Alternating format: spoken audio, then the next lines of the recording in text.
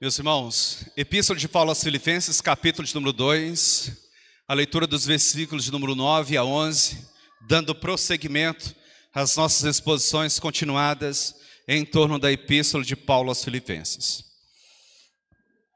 Capítulo de número 2, versículos de número 9 a 11.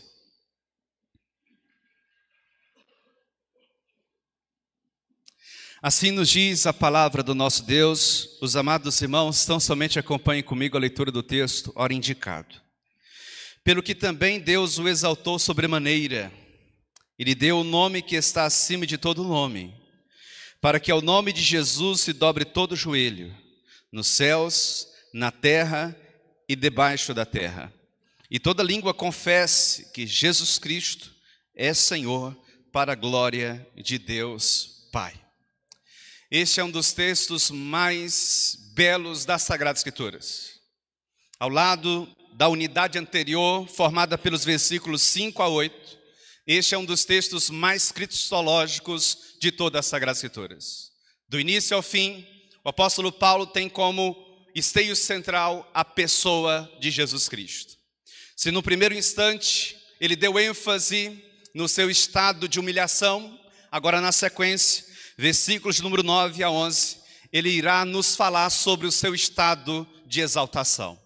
E na medida em que eu e você adentrarmos ao texto em questão, precisaremos ter em mente, sobretudo ao final, que o estado de exaltação de Cristo Jesus não acrescentou nada à sua divindade. Em termos mais claros, o seu estado de exaltação não o tornara mais Deus, mais soberano, mais perfeito, mais justo. O que houve no seu estado de exaltação foi nada mais, nada menos do que uma explicitação, uma publicação, uma exposição daquilo que ele já era desde sempre na eternidade e que estava obscurecido de todos nós. E que só foi possível ter acesso mediante a sua encarnação, mediante a sua revelação. Ele continua sendo Deus, como sempre foi e sempre será para todo sempre. Mas também, na medida em que eu e você adentrarmos ao texto em questão, precisamos ter em mente que Jesus Cristo é o supremo exemplo de exaltação. Não há nenhum outro Messias, nunca haverá nenhum outro Jesus com o status, com a posição deste único e verdadeiro Messias, deste único e verdadeiro Salvador, a saber, Jesus Cristo. Ele é não somente o exemplo supremo de humildade na humilhação, mas também o exemplo supremo de exaltação. Ele é, portanto, incomparável em seu ser, em seus atributos, em seu ministério. Mas também, na medida em que eu e você adentrarmos ao texto em questão, sobretudo ao final, precisamos ter em mente que a exaltação de Cristo Jesus deverá ser reconhecida por todos. É certo que na atual conjuntura nem todos subscrevem o senhorio de Cristo Jesus, mas chegará o dia, e esse dia está cada vez mais próximo, em que todos terão que reconhecer que Jesus Cristo é Senhor sobre tudo e sobre todos. Todos, mais cedo ou mais tarde, terão que reconhecer a centralidade da pessoa de Cristo Jesus, o Deus Filho, o Deus redivivo, o Deus encarnado, que veio ao nosso mundo para trazer a nós aquilo que eu e você, por nós mesmos, jamais poderíamos alcançar pela força do nosso braço, pela nossa inteligência, pelas nossas capacidades. O que eu e você encontramos nos versículos 5 a 8 é o estado de humilhação de Cristo Jesus. E na sequência, o apóstolo Paulo, nos versículos 9 a 11, texto base da exposição na noite de hoje, vai nos falar sobre o seu estado de exaltação. O que é interessante é que eu e você temos um desdobramento sequencial no texto, Só é possível ter em mente ou discorrermos sobre o seu estado de exaltação se tivermos em mente, de modo bastante vívido, o seu estado de humilhação. Nós já discutimos a unidade anterior. Convém aqui, portanto, que eu faça uma recapitulação sucinta das verdades elencadas ou alcançadas no último domingo em que aqui nós nos encontramos. Basicamente, a exposição naquele domingo fora Jesus Cristo, o mais elevado exemplo de humildade. Algumas verdades foram destacadas. Dentre elas, a primeira, a humildade levou Jesus Cristo a abrir mão voluntariamente de suas prerrogativas enquanto Deus. Versículos de número 5 ao versículo de número 7, primeira parte. Ele não deixara de ser Deus, ele continuou sendo Deus.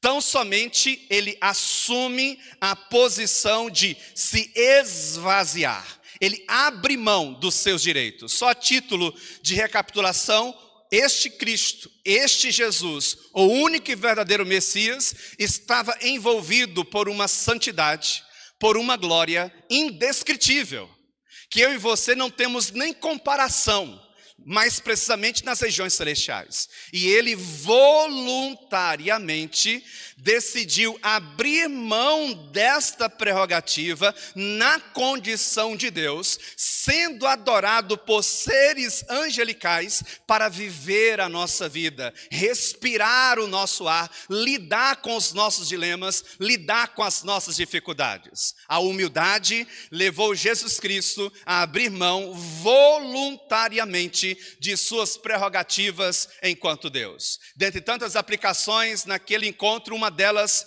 que fora sobressalente fora justamente esta: se ele, que é ele, o Deus vivo, o único Deus verdadeiro, foi capaz de abrir mão dos seus direitos, das suas prerrogativas, para ser um promotor da nossa união com Deus, o que esperar de mim e de você?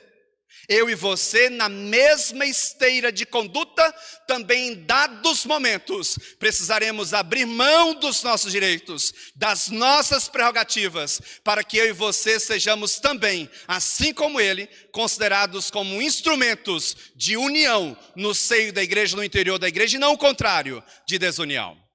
Segunda importante verdade destacada naquela noite, a humildade levou Jesus Cristo a assumir a forma de servo. Versículo número 7, parte B.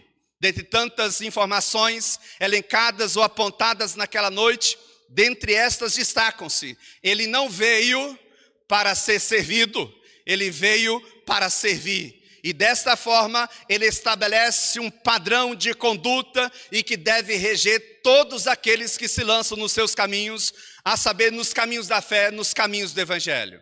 No final das contas, não é a minha vontade. No final das contas, não é a tua vontade. É, acima de tudo, a vontade de Deus, tal como descortinada para todos nós, maciçamente, ativamente, verdadeiramente, na pessoa de Jesus Cristo. Jesus Cristo é a personificação vívida da palavra encarnada de Deus, ou, portanto, do próprio Deus. E este não veio para ser servido, mas para servir. Logo, eu e você, se somos de fato e de verdade promotores da união, em dados momentos, precisaremos deixar sobressair em nossa vida esta disposição. Qual disposição, pastor? A disposição de servir, mesmo quando nós não estamos sendo servidos. Terceira importante verdade destacada naquela noite: a humildade levou Jesus Cristo a se tornar em semelhança de homens. Versículo número 7, última parte. Dentre tantas verdades destacadas em torno deste ponto, dentre essas destacam-se: imagina um Deus santo, verdadeiro, o Todo-Poderoso, o indescritível na sua essência, na sua totalidade, ter que vir ao nosso mundo, viver a nossa vida, lidar com as nossas limitações. Deus, enquanto Deus, não pode morrer, mas Jesus, mesmo sendo Deus, embora também sendo homem, teve que experimentar do poder da morte. Num primeiro instante, a morte julgou ter sido vencida, ou melhor, ter vencido Todavia, o tempo passa e ao terceiro dia, a morte descobre que ela não podia contra o poder soberano de Deus. Jesus Cristo, na condição de Deus, ele não sentia frio, não sentia fome, ele não precisava dormir. Mas na condição de homem, ele esteve limitado a todas estas coisas. Na sua humildade, ele assumiu a semelhança de homem. Ele fora reconhecido como figura humana. Se eu e você, já na nossa condição limitada, às vezes nos sentimos oprimidos por causa destas mesmas condições de limitação, imagina o grande Criador de todas as coisas tendo que lidar com essas limitações. Em quarto lugar, por fim, versículo número 8, a humildade levou Jesus Cristo a se sacrificar. A sua obediência foi levada ao extremo de ele mesmo ser tido como um sacrifício vivo para todo sempre em função da igreja. Esse sacrifício não alcança a todas as pessoas, alcançam sobretudo aqueles que estão no caminho da fé, mais precisamente aqueles que se lançaram nos caminhos do evangelho, a partir da instrumentalização da fé. Fé esta que, à luz de Efésios capítulo 2, versículo 8, 9 e 10, é o resultado da graça de Deus sobre todos nós. Se ele, sendo ele o Deus único e verdadeiro, foi capaz de, na sua humildade, se sacrificar a ponto de dar a própria vida para gerar a nossa união com o Deus vivo e verdadeiro, o Pai, o que esperar de mim e de você? Se eu e você de fato somos cristãos, nós somos uma espécie de tipo de Cristo. Em outras palavras, precisamos apontar para a centralidade de Cristo em nossa vida. Se necessário for, espera-se de todos nós que tenhamos a mesma disposição de nos sacrificarmos em benefício do outro, em benefício do nosso próximo. Na sequência, Filipenses capítulo de número 2, versículos de número 9 a 11, o apóstolo Paulo muda a sua abordagem. E ele passa a enfocar nas recompensas oferecidas a Jesus Cristo em face da sua humildade, em face da sua humilhação. Logo, eu não poderia dar a esse texto outro tema a não ser este: Jesus Cristo, o mais elevado exemplo de exaltação. E à luz do texto em destaque, o texto base da exposição nessa noite, algumas lições são sobressalentes ou saltam aos nossos ouvidos e precisam adentrar ao nosso coração, gerando mudanças genuínas de dentro para fora, mudanças verdadeiras, não apenas de estereótipos, mudanças não meramente religiosas, mas mudanças de atitude, mudanças de comportamento, mudança de mente. Que verdades são essas? Dentre estas destacam-se: a exaltação de Jesus Cristo foi conduzida por Deus o Pai. Onde é que está isso no texto? Primeira parte do versículo número 9. Mente cativa às Sagradas Escrituras. Pelo que também Deus o exaltou. E aí eu chamo a sua atenção para um detalhe. Qual que é o detalhe? Jesus Cristo não buscou a própria exaltação. Ele não fez o que fizera, o que fez, para trazer sobre si exaltação expressiva.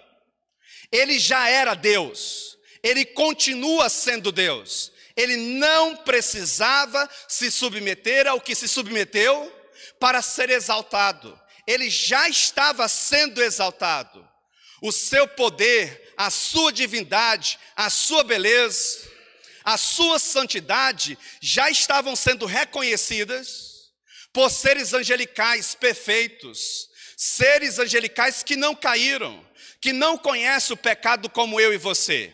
Entre a minha e a tua adoração e a adoração dos seres angelicais que não caíram e que permaneceram fiéis a Deus nas regiões celestiais, certamente a adoração desses seres angelicais são muito mais perfeita, ou ela é muito mais perfeita do que a nossa adoração, do que o nosso louvor. Ele não precisava se submeter a esse tipo de coisa.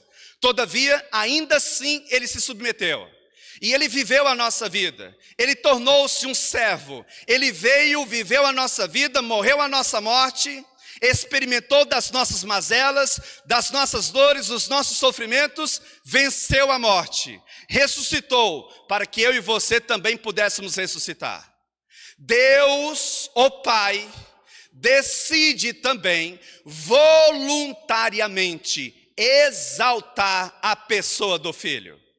Deus decide não por coação, mas voluntariamente não somar mais forças à divindade de Jesus, mas explicitar a partir de honras quem de fato é a pessoa do Deus Filho. E isso não está presente somente em Filipenses capítulo número 2, versículo número 9.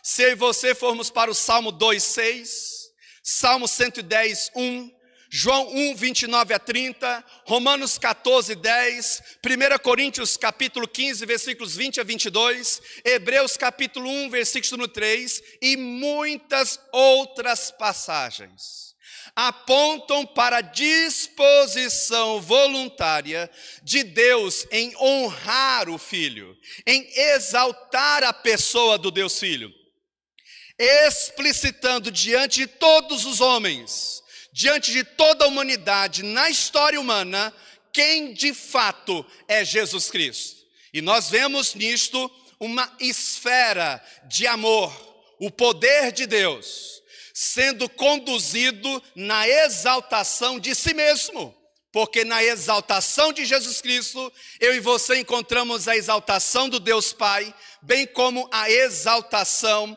do Deus Espírito Santo. E o que vemos no texto de Filipenses capítulo 2, versículos 5 em diante, mais precisamente até o versículo número 11, é nada mais, nada menos do que um cumprimento prático daquilo que Jesus Cristo mesmo ensinara. Ensinara onde? Em Mateus 23, versículo de número 12. Pois todos aqueles que se exaltarem serão humilhados, e todos aqueles que se humilharem serão exaltados. O que Jesus fez, mais precisamente na altura dos versículos 5 a 8, não foi nada mais, nada menos do que se humilhar. Na humildade de Cristo Jesus, eu e você encontramos vida, eu e você encontramos salvação. E como uma recompensa de Deus o Pai decidiu deliberadamente honrar a pessoa de Jesus Cristo. Pergunta: se Jesus, que é Jesus, o único Deus verdadeiro, não buscou honras para si, não buscou a própria exaltação, o que dirá de mim e de você? Eu e você não temos permissão para nos acharmos melhores do que ninguém. Ele poderia ter feito isso, mas ele decidiu voluntariamente assim não fazer. Ele não busca a própria glória, ele não busca a própria exaltação. Ele tinha uma meta, ele tinha um objetivo: a glória e a exaltação de Deus o Pai. Deus o Pai, numa expressão de amor, numa expressão de poder, decidiu compartilhar com Jesus Cristo, mais precisamente com Jesus, homem, o status indescritível de uma exaltação sem precedentes. Na sequência, eu e você abrimos espaço para a segunda importante lição na noite de hoje.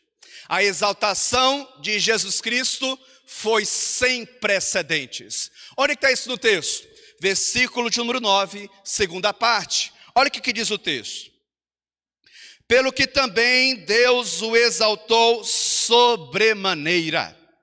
A expressão o exaltou sobremaneira traz a lume a ideia de uma exaltação alta, excessivamente, uma exaltação extraordinária, uma exaltação de modo singular, uma exaltação de modo indescritível em termos humanos. Essa exaltação não foi uma exaltação que permaneceu no anonimato, foi uma exaltação que se tornou notável, uma exaltação incomparável.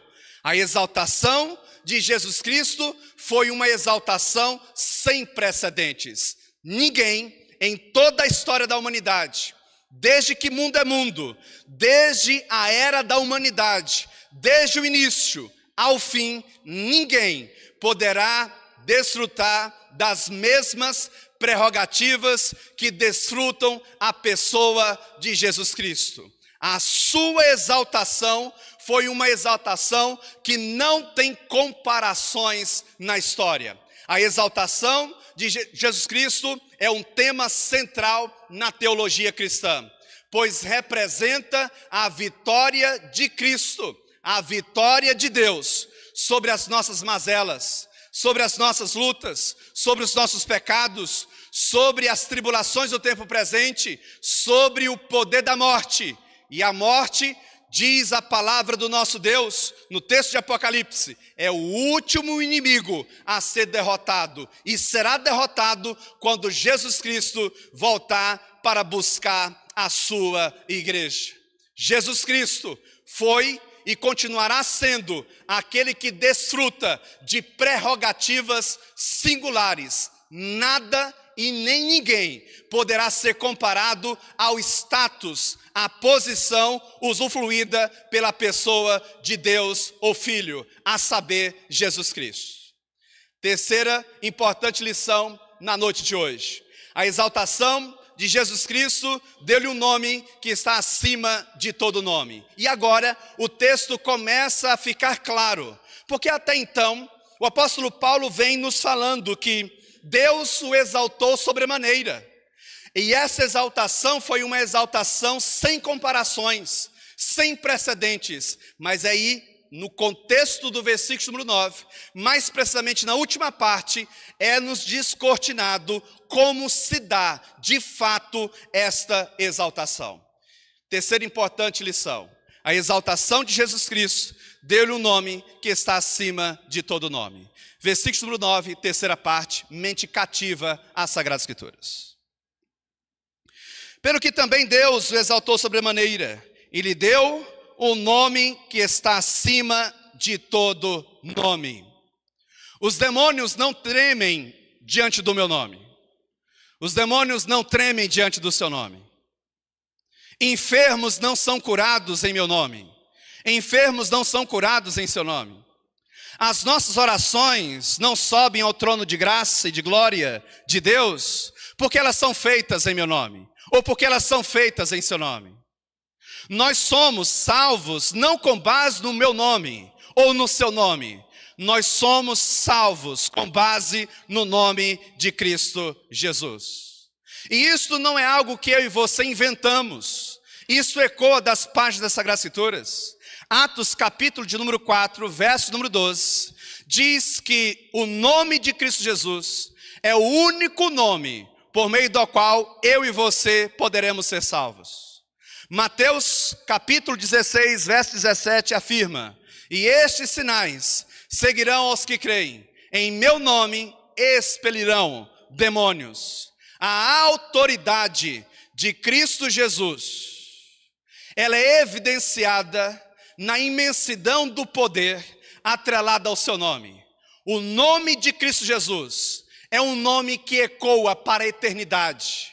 Nenhum nome desfruta da prerrogativa que desfruta o nome, reconhecidamente na história como Jesus Cristo. A apontar para quem? Para a pessoa de Deus, o Filho. Eu e você temos neste nome poder para desbravar o mundo espiritual. Demônios, o império das trevas, o império de Satanás em termos humanos, deve ruir, ou deve se subjugar, ou deve se sujeitar ao poderio desse nome. A exaltação de Jesus Cristo deu-lhe um nome que está acima de todo nome. Nenhum nome é mais temido, nenhum nome é mais assustador do que o nome de Cristo Jesus. Diz o texto bíblico na sequência que neste nome todos deverão se achegar diante de Deus. É impossível eu e você encontrarmos salvação para a nossa vida, perdão para os nossos pecados, vida em abundância, fora do nome de Cristo Jesus. Logo, destoando um pouquinho mais daquilo que se vê em muitos púlpitos de instituições religiosas por aí, fica subscrito a seguinte verdade: Ele é de fato o caminho, a verdade e a vida. Ninguém vai ao Pai a não ser por meio de Jesus Cristo. Onde é que está isso nas Sagradas Escrituras? Evangelho segundo João, capítulo 14, verso número 6. E por que disto? Porque Deus deliberadamente decidiu atribuir à pessoa de Jesus Cristo este status, esta posição. Lembro a você que isto em termos humanos, do Jesus homem, porque o Jesus Deus já desfrutava muito antes da sua encarnação do status de ter um nome por excelência, um nome que sobrepujava a todos os nomes possíveis na mente de Deus. Convém que aqui eu faça a seguinte observação: antes de mundo ser mundo, Deus já havia estipulado Jesus Cristo como Salvador. E o que nos mostra isso é Efésios, capítulo de número 1, todo o texto do capítulo de número 1 da epístola de Paulo aos Efésios. Logo, a descrição que consta em Gênesis capítulo 3, a saber, a queda do homem não pegou Deus de surpresa, até mesmo a queda estava debaixo dos planos e propósitos soberanos de Deus. Logo, eu posso afirmar que muito antes de mundo ser mundo, Jesus Cristo já desfrutava da prerrogativa de ter um nome por excelência, o nome mais importante dentre todos os nomes possíveis em termos humanos. A exaltação de Jesus Cristo deu-lhe um nome que está acima de todo nome.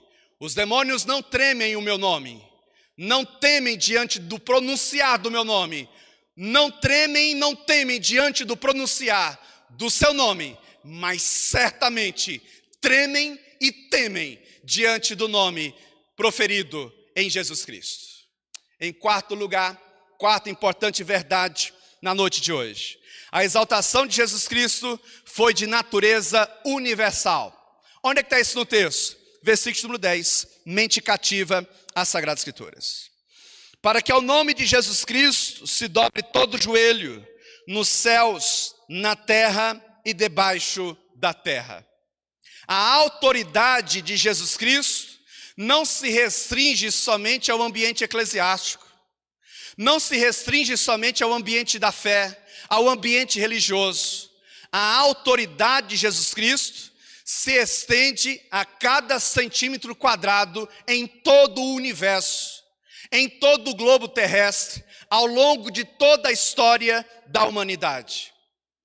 A autoridade de Cristo Jesus, ela é sentida em cada canto da nossa história, em cada canto da nossa vida. A maior manifestação da autoridade de Cristo Jesus está no descortinar do seu ministério sobre todos nós, acima de tudo, na cruz do Calvário, no vencer da morte, no cumprir cabalmente as exigências das leis daquele que nos conhece melhor do que nós mesmos. Nas suas palavras finais, no Evangelho segundo Mateus, mais precisamente, Evangelho segundo Mateus, capítulo 28, versículos 18 a 20, Jesus diz: foi-me dado todo o poder, toda a autoridade, no céu e na terra. Portanto, vão e façam discípulos de todas as nações, batizando-os em nome do Pai, do Filho e do Espírito Santo. E o texto final, mais precisamente, versículo número 20, Final do capítulo de número 28 do Evangelho segundo Mateus, lá está escrito que para todo sempre Ele estará conosco. Isto mostra-nos o quê? A sua autoridade sobre a nossa vida, sobre a nossa história, sobre a igreja, não somente sobre o ambiente da fé, sobre o ambiente religioso, mas sobre toda a nossa existência. Diz o texto de Hebreus 9, 24, que este Jesus, neste exato momento, continua à destra de Deus, à direita de Deus, intercedendo por todos nós. E o texto de Apocalipse capítulo 14, verso número 10, diz-nos que na presença do Cordeiro, o diabo, seus demônios, os ímpios, todos aqueles que negaram a Cristo Jesus irão sofrer. O inferno é inferno porque Cristo está lá. O céu é céu porque Cristo está lá. Deus está 100% presente nas regiões infernais. Todavia, Ele vai se mostrar, ou Ele tem se mostrado, tão somente na perspectiva da sua ira. E por causa disto, o inferno é inferno. O céu é céu porque Deus está lá. 100% de si mesmo, mas nas regiões celestiais, Ele tem descortinado aos seus santos atributos como amor, atributos como misericórdia, atributos como bondade, atributos como graça. A exaltação de Jesus Cristo foi de natureza universal. Seja no mundo dos vivos ou no mundo dos mortos, seja na esfera terrena, seja na esfera celestial, seja na esfera material, seja na esfera espiritual, seja na terra, no céu ou nas regiões infernais, ninguém ocupa o posto que ocupa Jesus Cristo. A exaltação de Jesus Cristo fora de natureza universal. E em quinto lugar, caminhando para o encerramento, a exaltação de Jesus Cristo mostra-se no reconhecimento do seu senhorio para a glória de Deus, o Pai. Onde é que está isso no texto? Versículo de número 11, acompanha comigo a descrição paulina acerca disto. E toda língua confesse que Jesus Cristo é Senhor para a glória de Deus, Pai. No final das contas, meus amados irmãos, isso já estava presente nele, na condição de Deus, o Deus imutável, o Deus eterno, o Deus soberano. Ele já era Senhor absoluto sobre tudo e sobre todos. O que foi, em termos mais claros, a ser descortinado para todos nós, na sua encarnação, foi a explicitação de uma Trindade Santíssima. Até então, havia-se um consenso de um Deus único, e esse era o entendimento que se extraía fora das Sagradas Escrituras. Um Deus único, um Deus no sentido de uma única pessoa. As Sagradas Escrituras amplia a revelação de Deus, descortinando para todos nós a doutrina da Trindade Santíssima. Jesus Cristo se apresenta como Deus redivivo, como nosso Salvador, como nosso libertador. Jesus Cristo, por sua vez, é reconhecido como Senhor sobre tudo e sobre todos. Em termos humanos, a sua encarnação explicitou o seu senhorio. Aquilo que estava obscurecido de todos nós, fora descortinado diante de todos nós. E agora, eu e você temos um Senhor, Senhor absoluto sobre tudo e sobre todos, e que deve reger a nossa vida, as obras das nossas mãos, o trilhar dos nossos passos. Antes, nós tínhamos um outro Senhor. Que Senhor é este? O pecado. Colossenses, capítulo de número 1, versículo 13 em diante, nos mostra que o nosso antigo dono, o nosso antigo Senhor, foi vencido na cruz, e isto não nos deixou livres para fazermos o que nós bem entendemos. Nós temos um novo Senhor, e quem é este Senhor? o apóstolo Paulo aponta para a pessoa de Cristo Jesus em Filipenses capítulo número 2, versículo número 11. Diz o texto, mais uma vez, e toda língua confesse que Jesus Cristo é Senhor para a glória de Deus, o Pai. Isso em termos práticos significa dizer o quê? Ele detém a primeira palavra e a última. Ele é, nas palavras de Apocalipse de João, primeiro capítulo, o alfa e o ômega, o princípio e o fim, o início e o fim de todas as coisas. O texto de Romanos capítulo número 11, reconhecendo o senhorio de Cristo Jesus, denuncia a seguinte verdade: todas as coisas foram criadas por intermédio de Cristo Jesus, para a glória de Cristo Jesus, por meio de Cristo Jesus. Todas as coisas vieram à existência.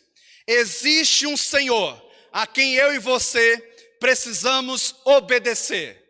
As suas orientações, as suas diretrizes, os seus ensinamentos precisam serem acatados por todos nós. Nós não estamos livres no sentido de podermos fazer o que nós bem entendemos. Existe um Senhor, e este Senhor precisa ser ouvido em todas as esferas da nossa vida. Aqueles que adentrarão os portões celestiais e viverão para todo sempre com Deus, de eternidade em eternidade, só assim farão por causa da graça de Deus, graça esta que os levara a ouvir as diretrizes deste Senhor. E aqueles que adentrarão os portões infernais, mais cedo ou mais tarde, e viverão para todo sempre, de eternidade em eternidade, com Deus, mas com um Deus de justiça, com um Deus de ira, e nunca mais com um Deus de amor, só farão assim, ou só experimentarão isto, porque não deram ouvidos ao exercício da graça, que buzinava, que ecoava, que gritava aos seus ouvidos.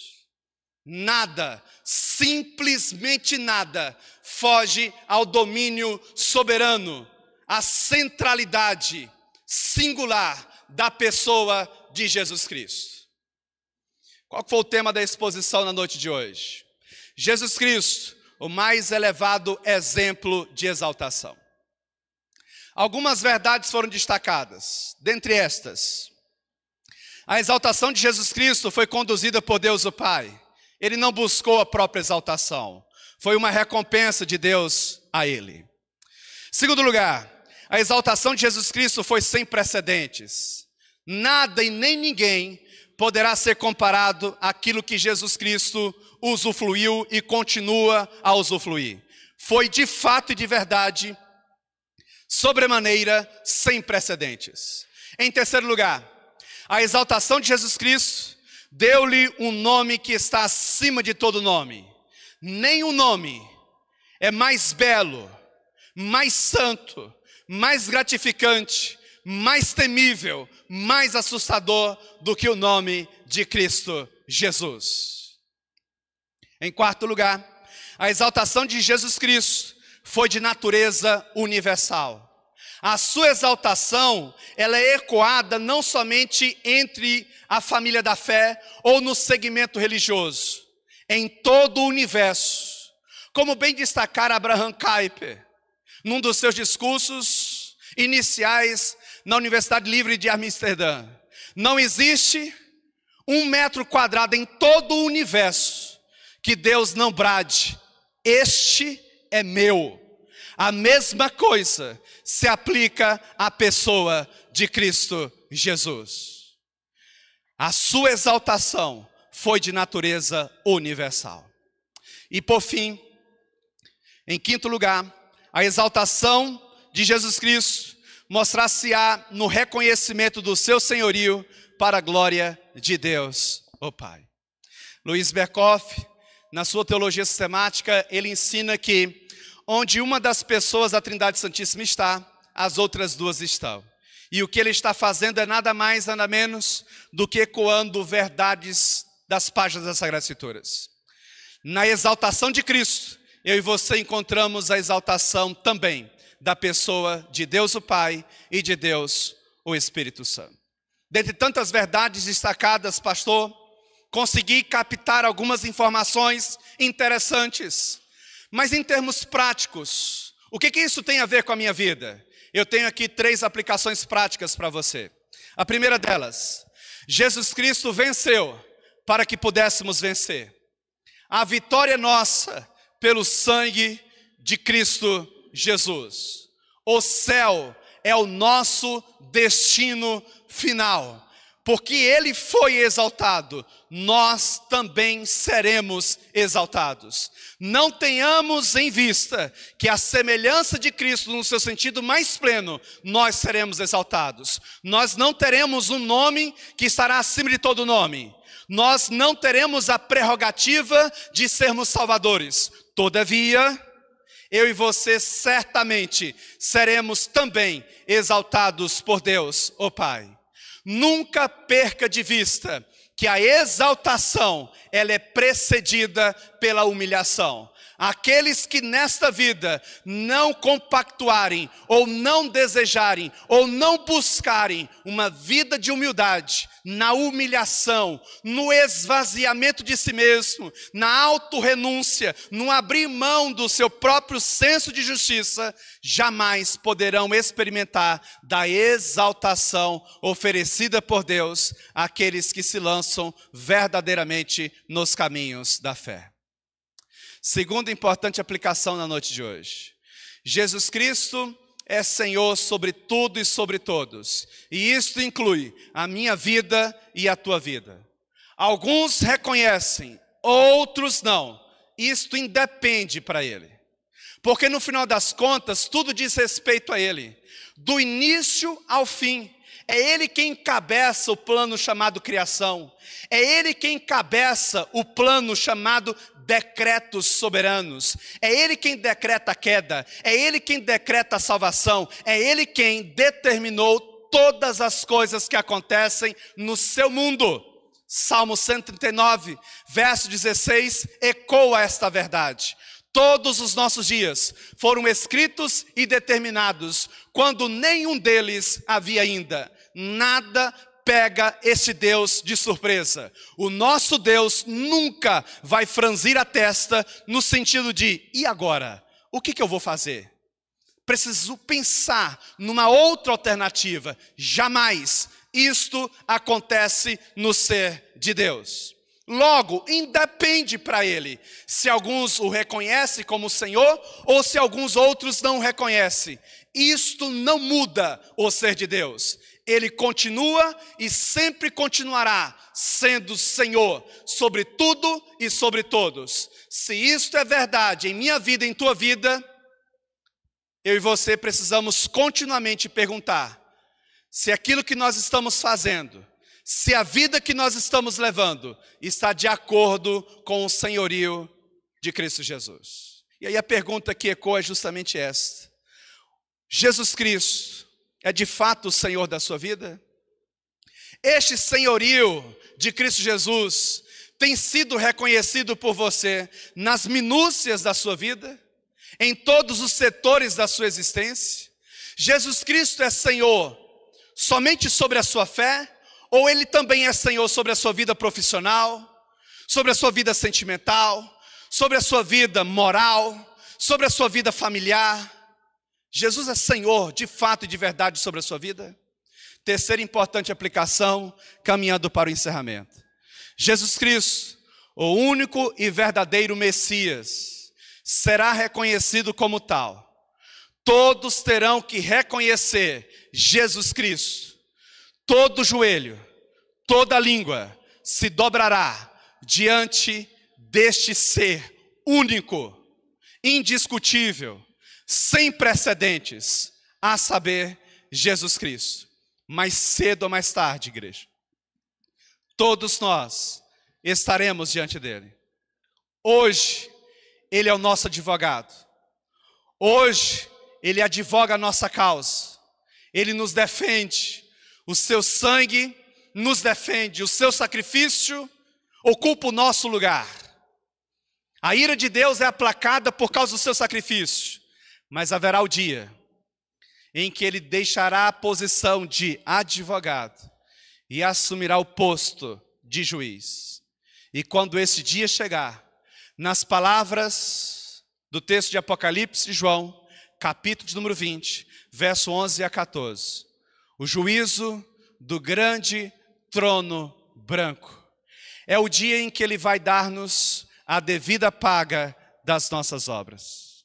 Todos, não somente eu e você, mas os ímpios, aqueles que o recusaram, o diabo, os demônios, todos os seres comparecerão perante Ele. O mar, disse João, vai dar os seus mortos. Da terra, aqueles que estiverem morrido ressuscitarão, e todos comparecerão perante o tribunal de Cristo Jesus. E quando esse dia chegar, quão terrível será para muitos. Quão terrível será esse dia. Que esse dia não seja um dia terrível para mim e para você. Ainda dá tempo. Ainda dá tempo de nós nos voltarmos mais para Deus. Ainda dá tempo de nós abrirmos mão da nossa religiosidade. Ainda dá tempo de nós abrirmos mão dos nossos achismos. Ainda dá tempo. Ainda dá tempo de nós esvaziarmos de nós mesmos. Ainda dá tempo. Vamos orar. Vamos falar com Deus. Ó Deus, Tu és poderoso, Tu és excelso, Tu és majestoso sobre tudo e sobre todos. Vimos na noite de hoje um pouco mais sobre a exaltação do Senhor Jesus Cristo. Ó Deus, complemente essas verdades ao coração dos meus amados irmãos.